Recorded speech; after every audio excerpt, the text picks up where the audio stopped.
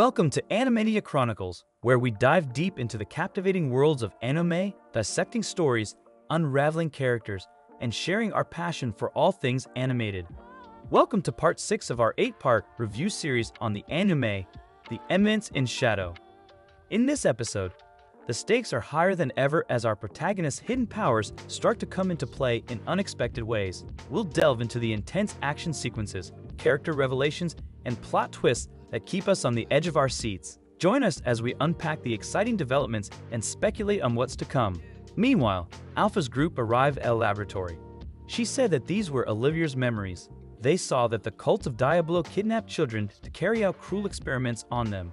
She and Aurora realized they were inside a memory. He wondered why a little girl who looked exactly like Aurora was crying. Aurora slapped the little girl and said that crying wouldn't change anything. Afterwards, Alpha explained that Olivia was one of the few who were compatible with the Diablo cells. She said that the cult tried to implant demon cells into children. Additionally, she said that Olivia was actually on a mission to get new Diablo cells. Jack refused to admit the truth, and they saw more memories. They saw that Diablo's arm was cut off, but the severed arm still caused problems. For this reason, powerful ancient artifacts were used to seal the arm of Diablo's. Alpha said the true goal of the Diablo's cult was to access the massive life force of the Diablo cells. She explained that their goal failed because the supplements had side effects, and they discovered that Jack was on the research team. He had made a special item that tasted like Merbeast D's nuts, and Alpha asked for the name. Alpha learned that Jack's research team called the item the Beat of Diablos, and they tasted better than Logan Paul's prime drink. Alpha believed that the Beat of Diablos had two major flaws, and Alexia made fun of Jack for being bald. Alpha said that the Beat of Diablos needed to be taken regularly, and she suspected that only the highest-ranking members of the cult perceived them.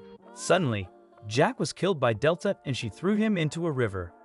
Alpha knew Jack wasn't dead yet, and he turned into a disgusting monster. Suddenly, they were teleported to another dimension, and they were separated from Epsilon and the other members. Meanwhile, Jack was confident that he would win, and he created clones of himself, which made Delta angry. She attacked all the clones of Jack, but more and more clones appeared and tried to murder her. Jack explained that the rune was absorbing their magic power, and Delta planned to kill all newly created clones. Then we see Aurora, and she was wondering why she was doing nonsense in the dark room. Suddenly, they were teleported to a battlefield, and he said that she was heavy. Aurora helped him to get up, and they continued trying to find a way out of the sanctuary. Afterwards, she wondered why she was seen as a crying child again. Aurora took a sword in her hand, and she intended to kill her past self. Suddenly, she was attacked by zombies, and she'd saved her from the monsters. They noticed that more and more zombies were appearing, and they were considered a virus in the system. Following this, we see Epsilon, and she looked at the surroundings with her team. She spotted a monster, and her commanders were ready for battle. Epsilon stopped their members and told them not to worry. As a result, the monster turned into a girl, and she explained to her members that they were just memories. She understood that the sanctuary responded to the members of Shadow Garden, and she would have lived that life too if Shadow hadn't saved them. Then Epsilon's team planned to take the information about the victims of the experiments, and they used a Canon camera to take pictures. Suddenly, they could no longer control their magic power, and Epsilon forced her members to keep the secret that her breasts were fake. Later, she fought the zombies with Aurora, and she was surprised that he could easily defeat the zombies without magic. He replied that he did bodybuilding in his free time and learned a lot of martial arts. Then she decided to go to the next room, and he felt sorry that he had to kill Aurora's past self. When they arrived at the center of the sanctuary, they continued their search for a way out. The two discovered a magical sword that was sealed. Meanwhile, Delta was still fighting Jack, who couldn't believe that her magic wasn't completely absorbed. She defeated all of Jack's clones, and he was shocked because he realized that she could control their mana with a special technique. Jack thought he just had to create more clones to win, but Delta was like the reincarnation of Vegeta from Dragon Ball Super. After this, she learned that the sealed door must be destroyed to get to the magic core behind it. He knew immediately that his sword was not suitable to destroy the chains. Aurora replied that they could destroy the chains with the sword stuck in the ground, but she knew he was not authorized to pull out the sword. Following this, Alexia doubted that Delta belonged to Shadow Garden because her fighting style was not at all similar to Shadow's. She said that Delta was strong but fought like a wild animal. Suddenly, they were teleported back to another room. Jack was shocked because Delta had defeated over hundreds of his clones. In desperation, Jack played his last trump card. He activated a magic circle and the legendary heroine Olivia appeared in the room. She looked like Alpha, and Jack was sure that with Olivia's help, he would win. Meanwhile, Epsilon showed up with her team and reported that they had finished the investigation. Alpha was pleased and planned to retreat with her team. Before leaving, she told Jack that their goal was to cut off the source of power. Shadow Garden opened a portal, and the girls all left the sanctuary. Jack was alarmed about intruders and afraid of encountering a monster like Delta again, so he ordered Olivia to accompany him. Meanwhile, she learned that Aurora would disappear after the core was destroyed. Suddenly, a portal opened, and Jack appeared. She'd remembered seeing the bald man somewhere and was surprised that Olivia looked like Alpha. Jack looked down on the two and said they would never be able to destroy the sealed door and that they were going to die. Olivia ran towards them, but she wasn't afraid and planned to fight her. Aurora thought she would lose, but he planned to play with her, letting himself get hit on purpose to test her strength. Jack wondered why she was smiling and realized he had found a strong opponent. Olivia began attacking Sheet again and managed to inflict a fatal injury on him. Suddenly, Sheet said that the girl in front of him had no heart because she didn't respond to his requests. Aurora wanted to stop the fight and explained to him that he could not defeat the heroine Olivia. She thought that she was trying to destroy the core out of love for her and was confused.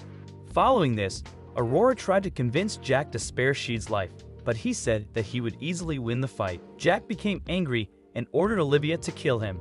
She began to smile because he had lured Olivia into his trap. The reason for this was that he planned to do a move like Mike Tyson and bite off a piece of Olivia's neck. Aurora was shocked that she'd managed to defeat the strongest heroine in history. Olivia's body disappeared, and she began to smile. Jack then asked why he was still alive, and she'd explained that he could move his organs around his body to prevent fatal attacks. He also explained to Jack that there is a point on humans' necks that can kill any person instantly. Jack made fun of him and told him that heroine Olivia was just one copy of many. So he activated a spell and ordered an entire army made up of copies of heroine Olivia to attack. Unfortunately, she was not impressed and began to unleash his magic. Jack was shocked because she wasn't supposed to be able to control his magic, but he used it to create a sword. She'd replied that he could use his magic all the time and was just playing with Jack. Afterwards, she began fighting the other Olivias, and Jack thought he could win. She'd ignored him, and Aurora realized that he planned to wipe out the entire sanctuary to destroy the core. Following this, he prepared his spell, and Aurora couldn't believe that any person could possess infinite magical energy. She'd activated his spell, and it caused an explosion more powerful than a nuclear bomb. As a result, the sanctuary exploded, and Shadow Garden knew that Shadow caused it. Alexia and Rose were shocked too, and couldn't believe what was happening in front of them. Meanwhile, the arm of Diablos was freed, and she prepared to destroy it. A short time later, he was back in the real world, and Aurora noticed that she was disappearing. Aurora told him that she was calling him and apologized for lying to him. He wasn't angry, and Aurora thanked him for saving her before she completely disappeared. She whispered a message in his ear. Then we see Alexia, who asked Rose if she wasn't frustrated. She said that they couldn't do anything except watch the fight as background characters. Suddenly, Beta asked what Alexia was planning to do, and she replied that the three of them should work together to gather information. She wanted to use the information to build an organization strong enough to learn the truth about the world. Beta and Rose joined her team, and they planned to work together the following morning. Alpha was informed that the magical sword and the core had been vaporized. It was also reported to her that Beta was guiding the princess to infiltrate the Crimson's ORD in her circle. Additionally, Alpha learned that the witch Aurora was also known as the demon Diablos. Later, we see Gamma, who was planning to buy a property in the Balta Empire. The real estate agent tried to convince her to buy the property, and she used her business skills to get the property for a cheap price. Then news showed up and told her that they had finished all the preparations, and Gamma agreed to buy the property. Additionally, she said that she would buy every property on the street, and the real estate agent was surprised. A few days later, the other core members of Shadow Garden were all waiting for Alpha's return to the base. Shortly after, Alpha returned to the base and remembered the day she showed Sheed their base.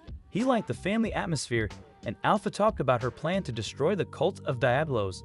That day, Sheed said he would help them with her plan and would teach the girls fighting techniques so they could defend themselves.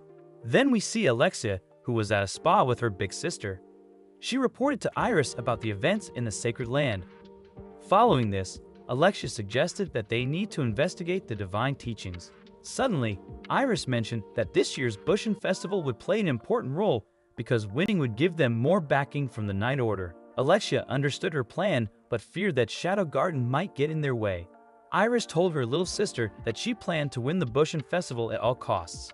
After this, Alexia was asked why she followed Shadow Garden, and she avoided talking about the topic. Following this, Iris was ashamed because the Night Order no longer trusted her and countless talented knights had died under her leadership.